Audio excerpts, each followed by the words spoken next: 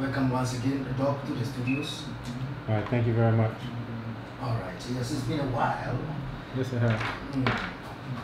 What has been crossing in your path these days? Lots of work. You know, we have an African-centered homeschool. We still have the world's largest all-black social network. That's at bb2me.com. So while you are shouting out Mark Zuckerberg, who will steal your data, I'm shouting out at bb2me.com, which is all black for African people, about African liberation. So you keep supporting our white enemies, and I'll keep supporting our African selves. bb2me what? .com, bb2me.com. As a matter of fact, I'm on right now, so while people will be sending you messages on that which is owned by Mark Zuckerberg, who you know is stealing your data, I will be corresponding with the black people on bb2me.com at the same time. Wow, wow. So that is your handiwork. Yes, it is. Yes, wow. It is. You know, sometimes we give lip service and say we need to have our own and support our own and do for self as African people. So people say that, but then they don't actually want to do that. So I'm calling out all of those people who talk big but don't do anything about it. So we have our own African social network exclusively for black people, where we discuss issues like these every single day. Yeah, in order to seek some promotion on that aspect, how do I get access to that quickly?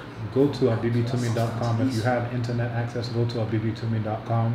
We also have apps, bb2me chat, which works just like WhatsApp, where you can call, you can have video calling. All of those are there.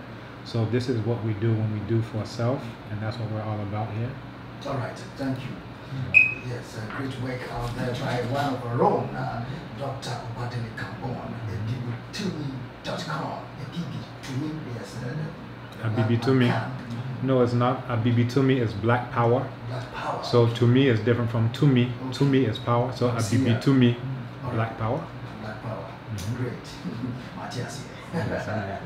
All right, you're also coming back to a substantive issue, that's the Ghana-US Military Agreement, and you are here to give us the full disclosure surrounding that particular deal that somewhat suspended by authorities.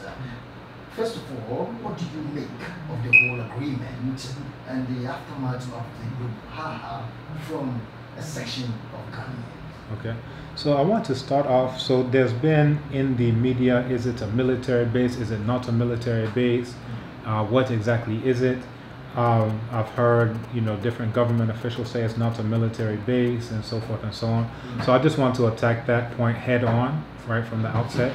So what I did first, and I want to proceed with our discussion in a particular way, so if you'll indulge me. First, if you look at the Collins English Dictionary, military base in British English is a facility for the storage of military equipment and the training of soldiers. So that's just general English. According to Cambridge, it's a place where there are military buildings and weapons and where members of the armed forces live. Again, that's according to Cambridge. Now, the one that we want to focus on is the Department of Defense. The U.S. Department of Defense has a dictionary of military and associated terms. Hold on, it appears we have been quickly joined by the chief analyst out there. Let's see. Hello? Hello? Okay, go ahead, please. It appears we've lost. Okay, no problem. So as I was saying, the main definition that we want to look at, we looked at Collins English and Cambridge Dictionary. What we want to look at is the United States Department of Defense Dictionary of Military and Associated Terms. And in it, it talks about, it's set forth as a standard U.S. military associated terminology for all branches of the armed forces. And it also says for mutual understanding within the Department of Defense and other U.S. government departments and agencies and among United States and its allies. And I want to come back to this point about allies because apparently we as African people are not clear on the United States and how it treats its allies. But that dictionary, that is the edition of April 2018, so it's very current. Now, according to the Department of Defense Dictionary of the United States, it says that a military base, a base is a locality from which operations are projected or supported. That's one. A locality from which operations are projected or supported. Point two, an area or locality containing installations which provide logistic or other support. And then point 3, a home airfield or home carrier. And that's on page 25 of that dictionary. It's freely available online, so anyone who's listening, they can just do a search for DOD dictionary, that's Department of Defense dictionary, and verify that. Now, just when we come to the military agreement itself, I want to really reiterate this point that yes, indeed, it is a military base according to the Department of Defense's own definition. So points 1 and 2 will group those together. So point 1 was a locality from which operations are projected or supported, and point 2 an area or locality containing installations which provide logistic or other support. So in the preamble to this military base agreement, it says the United States forces may be present in Ghana in pursuit of common defense efforts, as well as to provide support to the security of United States government personnel and facilities in the regions. So again, it talks about the definition from which operations are projected or supported, and then also to provide logistic or other support. And in the preamble, it says that indeed that this installation is to provide support to security. In Article 2 of that military base agreement, it says that this agreement clarifies access to and use of agreed facilities by the United States forces, thereby facilitating training, including to maintain unit readiness, combined exercises, and other military engagement opportunities. The United States forces may undertake the following types of activities in Ghana: training, transit, support, right? And related activities, refueling of aircraft, so that goes into projected operations, landing and recovery of aircraft, accommodation of personnel, communication, staging, and deploying of forces and material.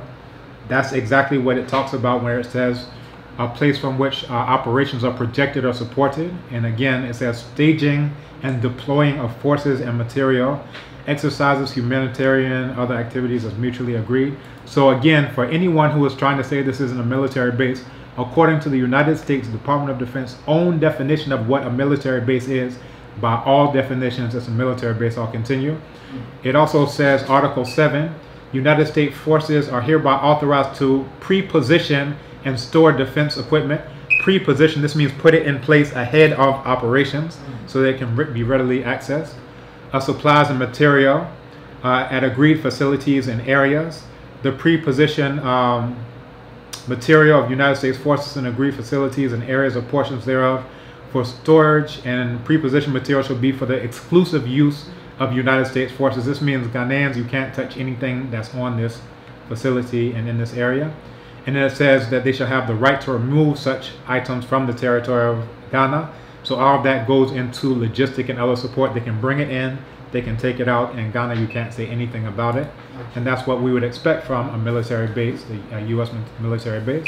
Article 11 goes to that same point in terms of logistic and other support. It says, United States forces may import into and export out of and use in Ghana any personal property, equipment, supplies, material, technology, training, or services in connection with this agreement. So again, they will project operations and support operations in the way. Then also it says that they shall be exempt from any inspection, right? This means if it's nuclear weapons, we can't say anything about it. Exempt from any inspection, license, other restrictions, custom duties, taxes, or any other charges assessed within Ghana. So basically they are able to act with impunity according to this agreement. Article 6, it says it shall be used by United States forces until no longer needed by United States forces. This means in perpetuity until they decide we don't need it anymore, that they could use it. So by all intents and purposes, this area is the United States. You understand? Okay. Article 14, use of the radio spectrum shall be free of cost to the United States. Again, that's going to logistic support.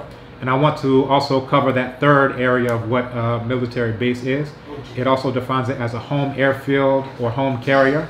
So in Article 12, it says aircraft, vehicles, and vessels operated by or any time exclusively for United States forces may enter, exit, and move freely within the territory and territorial waters of Ghana. This means your sovereignty is null and void. They can come and go as they please. Aircraft, and again, the definition, the third definition is home airfield or home carrier. Also, it says in that same article, Article 12, aircraft, again, this is what it's talking about, vehicles and vessels operated by or at the time exclusively for United States forces shall not be subject to the payment of landing, parking, or port fees, compulsory pilotage, navigation, so forth and so on, tolls, other charges. It says, however, the United States may pay reasonable charges for services requested and received at rates no less favorable, less taxes, or similar than those paid by the armed forces of Ghana.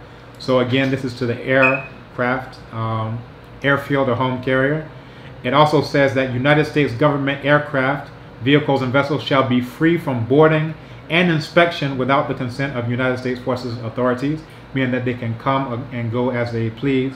It also says Ghana hereby provides unimpeded access to and use of agreed facilities and areas to United States forces as mutually agreed. Such agreed facilities for exclusive use of United States forces. It says Ghana shall also provide access to and use of a runway that meets the requirements of United States forces. So all three aspects of the definition of what a military base is, according to the Department of Defense's own dictionary, that it fits all three of those: logistic support, projecting and supporting operations, and then also home airfield and home carrier. So for, again, and you hear even people in the government who are saying, oh, well, it's not a military base, it's not a base, it's just whatever, it's whatever. Again, you have to operate on the definitions. It's not, oh, it's a base because I say so or because I want it to be. We have to operate on the basis of who are we dealing with. I'm not giving you China's definition of base. I'm not giving you Russia's definition of base. I'm giving you the United States' own. And then also where it goes to sovereignty, you brought that up, so I want to touch on that. Right. Article 5, it says, and let me finish. It says United States forces are hereby authorized to exercise all rights and authorities that are necessary for the use, operation, defense, or control of agreed facilities and areas, including taking appropriate measures to protect United States forces. This means that if they decide that they need to protect United States forces, they can do whatever they want to with any force as they decide, according to Article 5. And again, this goes to the authority to act unilaterally and with impunity. And unilaterally, which is the United States' policy, declared and undeclared from the time of George Washington and on. So when we talk about unilateral, for those who may not know that word, we're talking about an action or decision performed by or affecting only one person, group, or country involved in a situation without the agreement of another or the others. So this is what we're talking about when we're saying unilaterally. This means that the United States can move in its own interest without consulting Ghana, without consulting any other party who will be affected. So that's what we're talking about with unilaterally. And just to give you a little bit of background on what the United States, how they move unilaterally, in George Washington, that's the very first president of the United States, in his farewell address of 1796, he says, "It is our true policy to steer clear of permanent alliances with any portion of the foreign world." Guess what? That's us. Now, we can also look at the UK that also has a position on this, where Lord Palmerston on allies, he says, "I say that it is our narrow policy to suppose that this country, or that is to be marked out as an eternal ally or perpetual enemy of England." He says, "We have no eternal allies and we have no perpetual enemies." He's basically quoting George Washington. He says, "Our interests are eternal and perpetual, and those interests it is our duty to follow. Nations have no permanent friends or allies. They only have permanent interests." Now, we find this again articulated by Henry Kissinger, who was a statesman, political scientist, diplomat, geopolitical consultant, and also United States Secretary of State and National Security Advisor under Nixon and Ford, where he says, "America has no permanent friends or enemies, only interests." This means if we think we're entering into an alliance, into a deal, that they are going to unilaterally act in their own interests. And this is from their own words, from the president all the way down. They say that they act in their own interests. And we can even see this. And it seems like you have something you want to comment, okay, but I have more information I want to bring to the floor. The information that I'm giving so far, it's indicative of the fact that whatever agreement that they want to call it, cooperation or it's military base. Exactly. Why are leaders denying that understanding? Are we being patronized as people? Yeah. So we have two issues. One is the abject ignorance of these people who we're calling leaders. So I doubt any of them have actually just done a little bit of research, right? in order to see what is the definition of a military base, because I haven't heard anyone cite the United States Department of Defense definition of what a military base is. It seems like they're just conjuring images. Well, military base is this, and they're picturing Rambo, they're picturing Sylvester Stallone, whatever they're picturing. Say, oh, it's not going to be that, so it's not a military base. You have to operate on the basis of a foundation of definitions. What exactly is a military base defined as? And again, this is what we've gone through point by point, every aspect of the definition according to the agreement, the wording of the agreement itself. It fits to a T everything that a base is according to the Department of Defense. Okay, but these, bill, as it were, was something that the president and his cabinet, gave tacit, read it, and finally, received a tacit approval from the legislature. Is there any justification in the sort of objection to this deal? Yeah, so those who object to the deal are the ones who actually know history. The people who are making the decisions do not know history.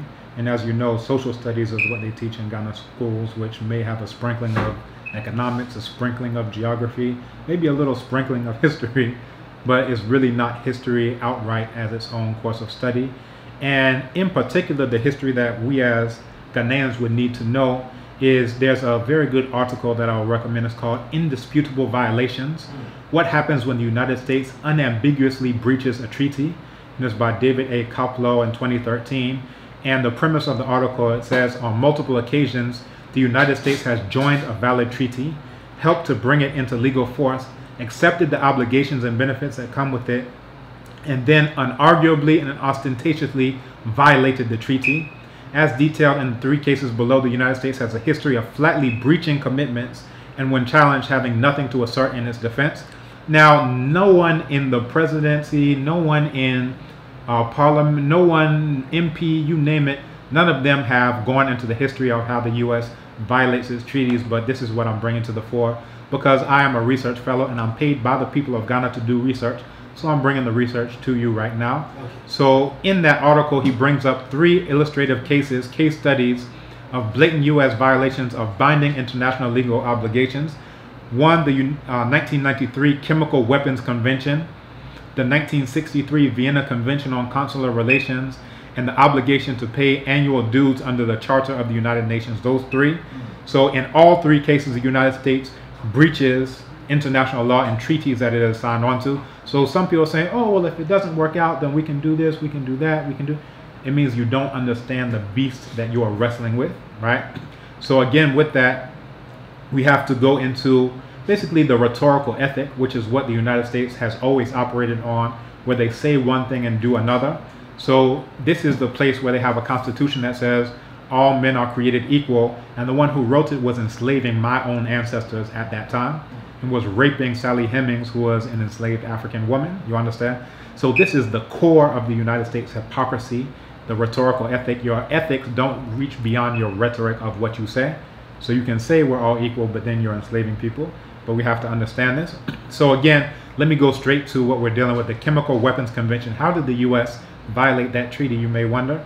So again, the parties to that treaty, it says that they will commit to never develop, produce, acquire, retain, transfer, or use chemical weapons, and to destroy their existing stockpiles. The treaty lays out a timetable for the elimination of existing weapons, called the Order of Destruction, with interim benchmarks until the 10th year. By then, each party must have incinerated, chemically neutralized, or otherwise destroy 100% of its declared chemical weapon inventory. Do you think the United States did what it promised that it would do? Let's see. So again, before we see, let me make this announcement once again. If you just tune in, you're listening to lecture on Radio Univers 105.7 with me here for the Obama. Guest in the studio is the research fellow at the Institute of African Studies, University of Ghana, Dr. Kambon, looking at the Ghana-US military agreement, and he's giving us the full disclosure on that. You can, so the question that,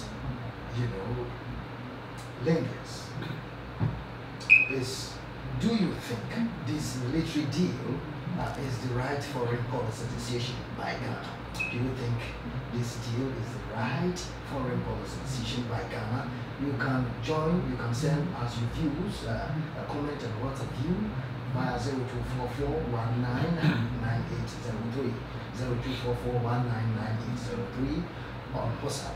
At 3:45, you can also phone in. Perhaps you each to phone in as we even doing the discussion right here in the studio. You have the liberty to do that too. And also do bring in your legitimate questions to our guests in the studio. On Twitter at HFM4GH, on Instagram at HFM4GH. And once again, you can phone in on 024-870-5629, 024-870-5629. And voice and views will be heard across the world. As we're moving on, back to my guest in the studio. Doc, what do you think? Okay, thank you very much. So again, what we're looking at is the Chemical Weapons Convention. So that entered into force on April 29, 1997 and made April 29th of 2012 the final deadline for completing the chemical weapon destruction operations, even with a single allowable 5-year extension. However, guess what? The United States did not meet its promise. It did not actually do what it promised it would do. But look, Yeah. somebody would say that, yes, military base in Ghana and support. Right. Yeah, so you're actually taking me off from the point. Let me actually build my case and then we can deal with some of these other things that will come up. I actually do want to address that directly head on, but I want us to understand that we say we're in a pact, we're in an agreement that they will honor it. I need you to understand that the U.S. does not honor its treaties. It does not honor its agreements. It does not honor its pacts, and I'm establishing a history of it not doing so. So let's please come back to that question, but I want to proceed as I've laid it out. So again, the Chemical Weapons Convention, that it said that not only did they not do it, they did not accomplish it. However, it says that they had also noted that it will take until the fourth quarter of 2023. It was supposed to be done by 2012. They say that it will take until 2023, some 11 and a half years beyond the supposed final date to eliminate the remainder of their chemical weapons. Because guess what? They may want to deploy those chemical weapons, perhaps against Ghanaians. Who knows? But this is something we need to know. Again, the Vienna Convention of Consular Relations. So Article 36 stipulates that when a party arrests, imprisons, or detains a foreign citizen, it must inform him without delay of his right to have his counsel notified of the adverse action and to communicate with the home authorities. So the United States exercises its rights on that Vienna Convention on a daily basis. And in 2010 alone, consular officers conducted 9,500 prison visits throughout the world and assisted 3,500 citizens arrested abroad. However, they don't reciprocate that. That means that if you are a Ghanaian and you get arrested, Ghana will never know. You understand? Yeah. And I'll actually give you a few case studies of this. So again, in the article, it mentions the United States routinely violates the VCCR, that's Vienna Convention on Consular Relations. When U.S. law enforcement authorities arrest or detain foreign nationals, they fail dozens of times annually to advise them of their rights and to notify the appropriate counsels. Often the alien is tried, convicted, sentenced, incarcerated, or executed. Hayford, do you understand? If you are in the U.S., you can be executed without a single Ghanaian ever knowing in a routine fashion before anyone notices that the VCCR may be relevant. So the first case of that is 1992, Angel Breer. Should we accept this agreement, one of us could be executed in the States without us knowing? This is an agreement that the U.S. has already signed on to, as has Ghana. However, the United States is saying that, you know what, we will abide by this agreement, that we will notify consular relations. Now, they actually invoke a Vienna Convention in the agreement itself. However, the point that I'm making is that, again, the United States does not honor its agreements. It expects other governments to honor their part of the bargain. However, it itself does not honor its part of the bargain. So one case, Angel Breer, who was tried, convicted, and sentenced to death without Paraguay, he was a Paraguayan citizen, ever being notified. So again, the United States, after the fact, after the guy's already dead, they took the extraordinary step in the ICJ, which is the one who arbitrates this, of admitting that the failures of Virginia authorities constituted a U.S. breach of the treaty and formally apologized. However, again, they they already killed the guy. So what can you do? A similar thing played out again with German brothers Carl and Walter Legrand, arrested in Arizona, that they were executed. Both of them were executed, again without the VCCR being, their counsel being notified. A third case with 51 Mexican citizens, just like the other ones, that even though U.S. citizens are covered by this, they executed these 51 citizens, and the ICJ again ruled that the United States had clearly violated the treaty. So we've gone into an agreement and we're expecting, oh, we're upright citizens, they're going to be upright citizens. Guess what? That's not what the track record says. That's not what history said. And if anyone knew, whether in parliament, in government, anyone knew this, then they would know what to expect. Again, we have another case of Medellin in Texas, who was a foreign national who was again executed without the VCCR being invoked and not having notification of his home country. In the other case we mentioned as well already, United Nations dues. So this is a treaty. This is the sacred body of United Nations. But guess what? The U.S. does not honor that treaty. It's supposed to pay dues, and it, in blatant violations, decides arbitrarily and unilaterally not to pay the dues when it sees fit. You understand? So the third case study, the default is not accidental, nor is it an unintended byproduct of bureaucratic bungling or whatever. The whole purpose of the failure to pay has been deliberately to violate U.S. treaty obligations, and to do so in an ostentatious and threatening fashion. So they say, if you vote on this as the United Nations, then guess what? We're not going to pay our dues. You understand? Okay. So they're using this for leverage. I'll give you a case where early on they tried to hold the Soviet Union responsible. They say, you know what? If you haven't paid your dues, then you can't vote. But then when things started to sway in the 1970s, they call it a financial veto. Then they say, you know what? By the 1970s, the United States has conspicuously lost the prior automatic majority it had enjoyed in the General Assembly, and meaningful votes began to swing routinely against U.S. positions. As the organization resisted Washington's preferences, enthusiasm for the institution and support for fully funding it waned. Instead of championing the UN, the United States became a reluctant funder and routine debtor. So just what they were accusing the Soviet Union of doing, if you don't pay, then you can't vote. Then they said, oh, you know what? We're not going to pay, but we still want our vote. You understand? This is the double standard, unilateral double standard of U.S. Behavior. So again, they use it for financial leverage, and the U.S. left many agreements, many different things that it signed on to. International Labor Organization in 1977, citing anti-U.S. politicization within the organization. Then it went back to rejoin in 1980. Exited UNESCO in 1984. We'll say something about that because Trump again is dealing with that, citing anti-Western bias. In fact, in 2011, the U.S. halted its $60 million dues payments to UNESCO after the organization admitted Palestine as a member. So again, we need to understand the type of beast that we're dealing with in terms of the United States. It's especially damaging when, following an indisputable violation, the United States acknowledges its default, participates in an international dispute resolution procedure, and apologizes, but then guess what? Continues to violate the treaty. The CWC implementation bodies, International Court of Justice, and even the UN General Assembly and Security Council are unable to effectively do much to sanction or penalize the mighty United States. So guess what? What do you think Ghana is going to be able to do if the United States decides to violate any of the terms? The terms are already in its own favor, but if it just decides, you know what? We want to assassinate the president of Ghana, guess what? Who are you going to call to? The UN? They can't even get the U.S. to pay their dues, much less can they do anything if the United States decides to act unilaterally. So you're saying, so what? This is to answer your question. Oh, if there's a military base, so what? Well, the U.S., just like many other whites, I say whites, I'm talking about British, French, so forth and so on, they actually tell you their position. They say might makes right. They tell you only the strong survive. They say survival of the fittest. So they routinely invoke these types of things to tell you, if I have the bigger bat, if I have the bigger club, they say speak softly, but carry a big stick. If I have a big stick, and that's actually the name of one of the bombers that they use to bomb innocent civilians, men, women, children, and elderly, the name of the bomber itself is called the Big Stick. And that tells you exactly how they think and who they are. So they say, we're stronger than you, and what can you do about it? right? And this is one of the points that I want to come in. So the U.S. practices unilateralism and violating, withdrawing from treaties, and not honoring its word.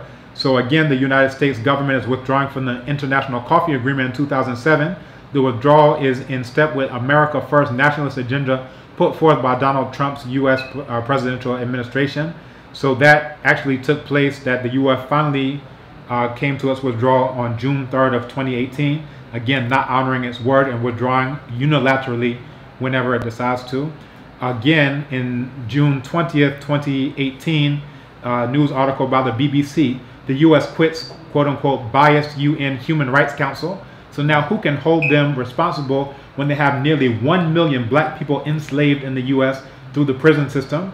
Because again, the 13th Amendment says that slavery nor involuntary servitude will exist within the United States or any place subject to their jurisdiction, except as punishment for a crime whereof the party has been duly convicted. This means slavery won't exist unless we say you committed a crime. If you're a Ghanaian and we say you committed a crime, guess what? You can be enslaved according to the 13th Amendment of the United States. Working for free, slavery, this is enshrined in the law there. Again, the U.S. pulls out of UNESCO again. This is a news article from foreignpolicy.com, October 11, 2017. Now, what I'm giving you is actually part 2 of a talk that I gave previously on the military base agreement, where I went into all the times the U.S. violated treaties against the indigenous people of the United States, of what's now the United States, that the United States entered into 500 treaties, over 500 treaties, and broke every single one without exception. Every single treaty out of over 500 that it entered into with the indigenous people of what we now call the United States broke every single last one without exception. I hope you understand what I'm doing. So now you're expecting them to come to Ghana and they're going to honor their word. We must be insane, or perhaps we just don't know history. And I think it's actually the latter. Another news article from RAND.org, strategic fallout of the U.S. withdrawal from the Iran deal. That's an article from May 10th, 2018. So they signed a deal on nuclear disarmament with Iran, but unilaterally they decided, guess what? We're not going to honor it. We're just going to pull out because we want to. That's Trump. And then again, Trump pulls out of Global Climate Change Pact. That's June 1st, a news article from livescience.com, June 1st, 2017, the Paris Agreement. So the U.S. will sign on to it, but then unilaterally hop right out of it whenever they decide to do so, whenever it serves their interests. But that's not a new thing. People talk about Trump as though he is, so way out there. But put Bush, George W. Bush pulled out of the Kyoto Protocol before there was even anything called a Paris Agreement. And again, I want to quote Christy Todd Whitman, who was the head of US EPA, who said, "We have no interest in implementing that treaty." You understand? They said we have no interest in implementing that treaty. So remember what I told you before, no permanent allies, only permanent interests. They say we have no interest, so therefore we're not going to implement it. So now we come to Ghana. We've signed a treaty, but guess what? If the U.S. unilaterally decides we have no interest in honoring our word, you have no recourse, whether legal or military or anything else, to get these U.S. people off of your soil. And guess what? That soil isn't your soil anymore. It's theirs, because as long as it's necessary, they can use it according to this agreement. Another example is the Anti-Ballistic Missile Treaty from 1972 to 2002. It was an arms control treaty between the U.S. and the Soviet Union. Signed in 1972, it was enforced, but after the dissolution of the Soviet Union, 4 former Soviet republics agreed with the United States to succeed the USSR's role in the treaty. But guess what? The United States unilaterally withdrew from the treaty in 2012, leading to its termination. So it was still in force with these successor states, but the U.S. unilaterally decided to withdraw from that. And again, if we don't understand history, then we won't understand the future. And there's another news article, you should look this one up, by NBC News. And the title of it is "Donald Trump Can Unilaterally Withdraw from Treaties Because Congress Abdicated Responsibility." And it goes into basically a timeline of all the things of capitulation of Congress to now allow this president to be a rogue president and do whatever he wants to and not honor any treaties that the U.S. has ever signed on to. This is the power. Let me find out from you, who polices the world? This is a good question, and I have a friend who has a song, Jawa. He has a song called Who gave them the right to police? The right to police. Again, the U.S. has taken this as its job. They say, oh, you know what? And this also is behind their decision to put military bases, because once they do that, then they can police the entire world and do so with impunity, you understand, without any countervailing forces. So now in terms of treaty violation coming here to Ghana, we can ask the question, what does it matter that the United States violates treaties and occasionally does so without even a shred of legal cover? And this is where we come to the might makes right justification. Hold on, let me land with this. It says, perhaps the real politic privilege of the global hegemon is to be able to sustain hypocrisy, to do whatever it wants to without ever having to answer to anyone. And what it does is adopt a do as we say, not as we do approach with other countries. And again, I mentioned this before, that the U.S. entered into 500 treaties with indigenous people and breached every one of them. Now, when we come to bargaining with a unilateral rogue nation like the U.S., John Jay, back in 1788, he warned in Federalist Paper number 64 that a treaty is only another name for a bargain, and that it would be impossible to find a nation who would make any bargain with us, which should be binding on them absolutely, which is Ghana, but only on us so long and so far as we may think proper to be bound by it. So they're saying you have to do what you do, but we don't have to do anything. They say, what type of idiot would enter into an agreement with that? Yet lo and behold, enter Ghana, bending over and opening its legs for a military base to be established on its soil. So these are the points I wanted to make. So any questions you have, but I wanted to make sure all of that came through. So, you know, this is one thing that we really have to understand, is that if we enter into an agreement with the United States, that it will violate, it has a history of violating treaties. And I also want to mention, I mentioned this one article, you can find it on JSTOR. It's called Indisputable Violations. And then the second article, let me also just mention the title of this article, I'll let you come in. It's called United States and its Treaties, Observance and Breach. You should look that one up as well. You can come now. Yes, you know, records shows that Ghana and US have enjoyed several bilateral agreements since independence. What exactly is it in this agreement? You've said so many things that should warrant the level of resentment and objection, for which we can see it poses threat to the sovereignty of Ghana. When you look at the agreement itself, it talks about things, and I've actually mentioned this before, I'm not sure if you caught it, but I mentioned things such as entry and exit, where it says that they can enter and exit the territory and the waters of Ghana without any type of consultation. Does that warrant anything? You can't inspect any of their vehicles or vessels, that they can launch military things. That also, once it's understood this is the home of a military base, now anyone who doesn't get along with the U.S. now has Ghana as a target. So guess what? Ghana has a target on its back, a target on its forehead. So we're inviting all of this here. And then we can't depend on the U.S. to honor anything that it says that it will do in terms of the defense of Ghana, because again, it's acting in its own interest. If it decides that it's outside of its interest to defend Ghana when all of this heat comes down, guess what? There's nothing Ghana can do to compel the U.S. to do anything. Your critics would say that their supposed presence here is of a noble and altruistic cause, because the sub-region, West Africa, has been, dotted with terrorist attacks.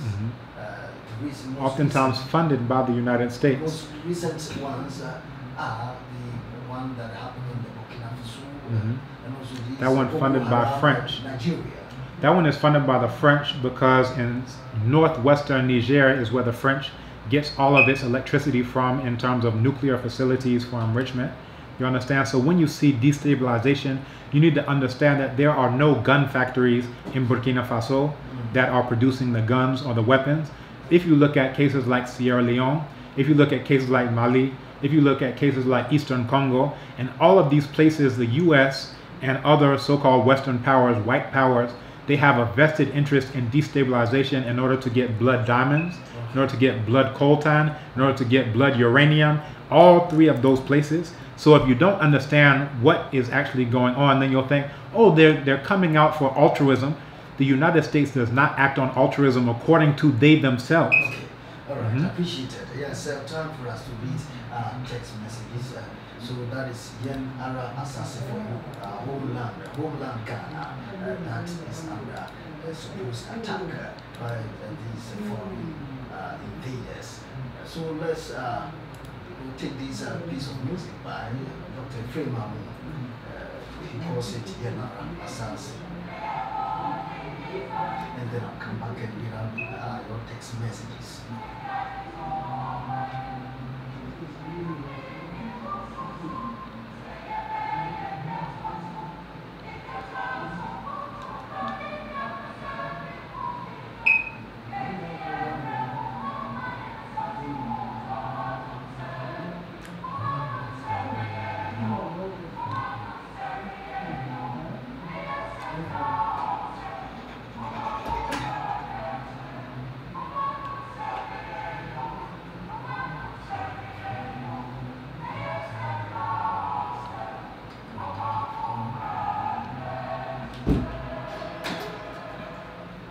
Right, yeah, so before I read the text messages, our thoughts as a team here, the lecturer, our crew, are with the family of former Vice President Pakwesi Arthur, the NDC, and the country at large. Good afternoon. So I go to read the messages that so far have come through. This one says that, good afternoon, Hayford. I think it is time our politicians read and study thoroughly the poem by Garvey, Tragedy of White Injustice, and apply its sentiment and statement in connection with the historic character and behavior of the white man towards other races, most especially Black Africa. And that is coming from Dan Alikiba Vanda. V-Mate, thanks very much for coming through with this message, Dan Alikiba. Let me go to our next texter, and what it says.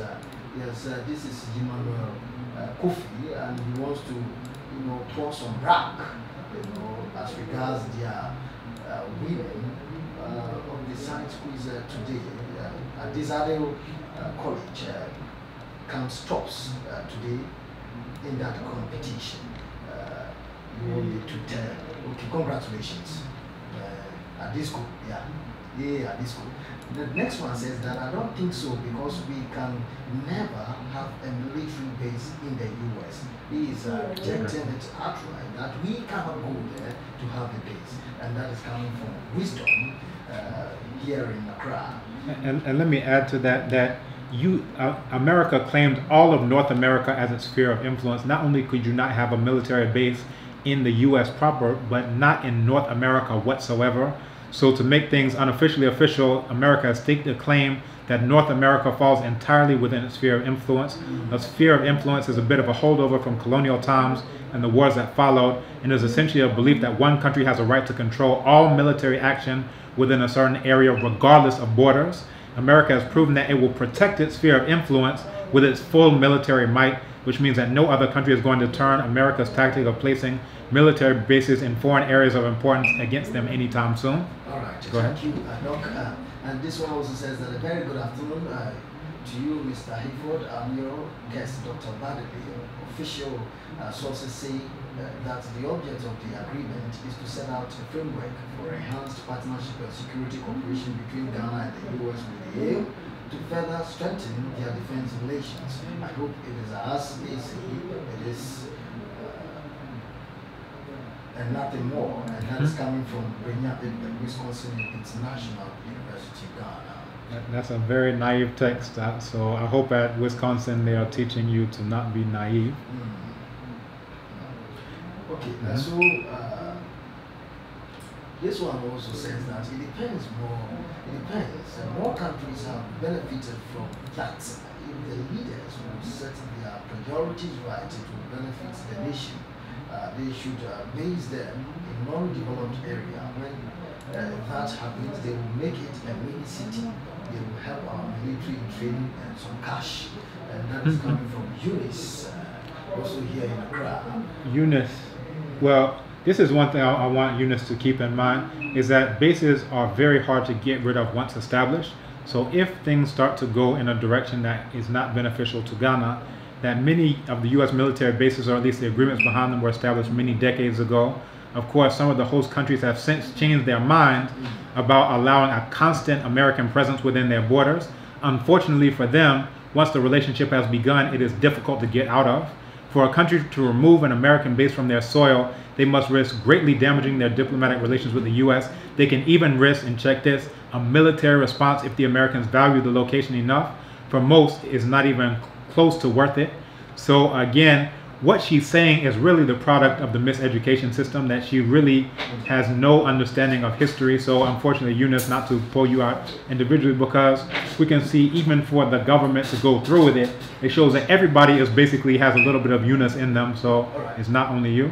Okay, so finally, what would you do, granted, you were the defense minister for Ghana, what would you do regarding this agreement, and which aspect of this agreement would you like to review? Right. Well, I want people to understand that U.S. interests can supersede even Ghanaian government laws or anything else. And this is ranker.com. You can see an article of how America has military bases all around the world. And it says some foreign countries even have constitutions and charters that outright ban other nations from establishing bases of any sort on their soil. However, if local politicians are willing to play ball, chances are the United States can figure out a way to maintain a military presence there. The roster of U.S. military bases around the world includes several informal and unofficial locations, including even what they call military golf courses. This avoids outright breaking local laws, but still allows the U.S. to keep a military presence wherever they deem fit. So what I want people to understand, what I would do is that I would completely say, you know what, unilaterally, we're going to make things in Ghana's interest. The U.S. always acts unilaterally in its own interest. That for Ghana, we need to understand this is against our interests and against the interests of our children. That again, there are still chemical weapons in play until 2023, according to the U.S. themselves. What if they decide it's in their interest to deploy those chemical weapons? Because guess what? After that, then they can come with a cure for all these chemical things that they've unleashed. You understand? Their interests, they have no scruples, they have no morals where it comes to their interests. All right. And that's what we need to understand. Thank you very much, Dr. Kambon, Research Fellow, Institute of African Studies, University of Ghana, Legon. So we end today's edition of lecture on this note: unilateral action and attack on our lands. Yeah, so folks, it's been a great moment sharing with you. And all I can say is to have a great holiday. Enjoy it with care. I hope to see you next week for yet another interesting and educative topic. Yes, coming from Lecture Hour crew. My name is Hayford.